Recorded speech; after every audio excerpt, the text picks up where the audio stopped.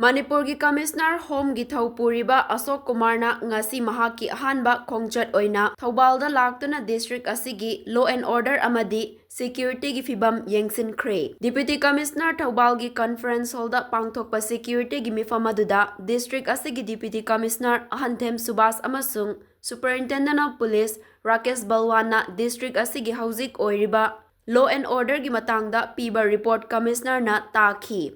Commissioner nasu district asida lairiba Central Security Force amadi State Police singna district asida law and order gi fibam henna fagatnaba hotnabada achauba thaudang launaba su pautak piramkhi.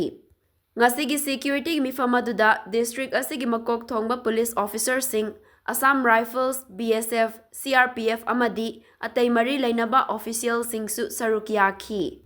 Home Commissioner Gingasi gi THOUBAL khongchat aduda Khangaboki Rice Research Station da hangliba Relief Center da chatuna mafam aduda lairiba internally displaced person singa unaduna wari wataisu sanaramkhi. Loinana Relief Camp da lairiba Sugnu amasung Serauda gi lanjenarakuna lairiba miyoi singi Senthok Laijanaba District Administration THOUBAL amasung Boho Manipurna Uttarakhand State ki Mussoorie da laiba Lal Bahadur Shastri National Academy of Administration gi senthang makhada Tailoring Skills and Marketing Project su Deputy Commissioner THOUBAL Ahanthem Subhas ka loinana yengsinlamkhi.